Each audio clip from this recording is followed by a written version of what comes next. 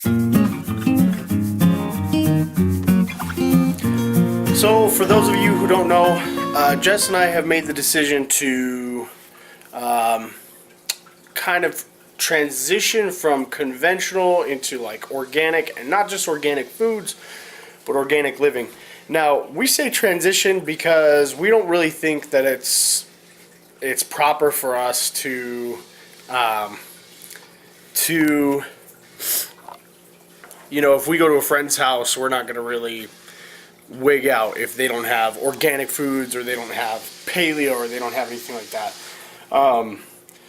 So unless we bring our own or something, and we don't want to really get into that. So, and I'm sure there's a bunch of people, I think the majority of people would agree that being as close to natural as possible is probably one of the healthiest things. And that's why we're doing it. We're trying to be healthy.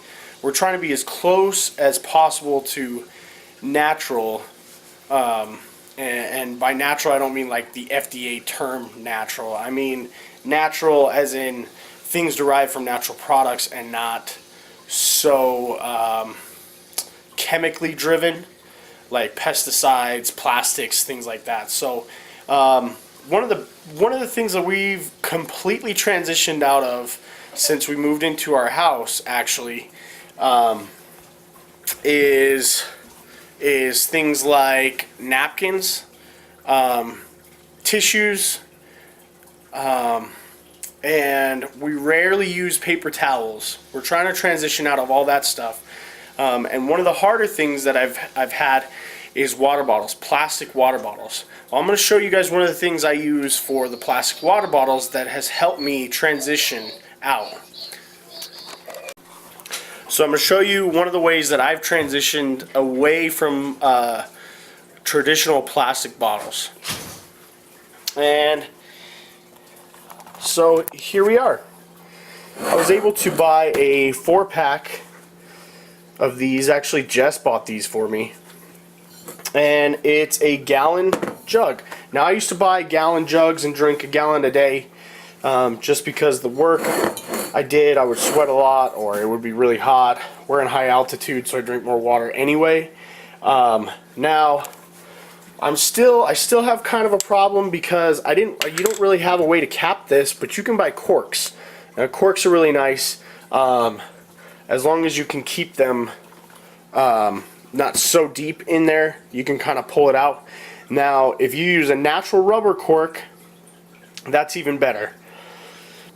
You don't want a synthetic rubber cork because that's still a polymer type thing. What I have, see, again, we're doing a transition. So not everything that you see in our house is going to be organic or natural quite yet. So the first solution, I had these. I was still buying plastic bottles because I didn't have any way to cap this, and I didn't think, oh, corks. Well, I went out and got these plastic lids. So it's kind of silly because I did get more plastic and I'm trying to get away from it. But for now, this is great. Now I know as soon as this top breaks, I'm going to go get some corks. All right. And the great thing about these is that they're reusable. They're super useful. I mean, one of the guys at work, his transmission went out, or his radiator went out. I'm glad he wasn't pouring water in his transmission. That wouldn't make these so useful. But his radiator went out, and we filled this up. I had, I usually have one at work, one in the car, unless it freezes outside. One at work, one at the car, and then one wherever else. And then I keep one. It's got homemade shampoo in it. But yeah, so one of them actually broke because I left it outside, which is the downfall of these. I left it outside all the way full. In the winter, it froze. Nice part is it didn't shatter everywhere. It was just kind of like broken throughout the bottle. There are many different ways you can sanitize these bottles, which is the best part. Because a lot of times you're going to drink. Eventually, the inside of this bottle is going to get super dirty. You can use extremely hot water to fill this and kind of rinse out with extremely hot water. You could throw vinegar in there. You could do a sanitizing solution. You can do different soaps, things like that. I don't like the chemicals so much. Hopefully you guys enjoyed that. And if you have any questions, comment below. We'll talk to you soon.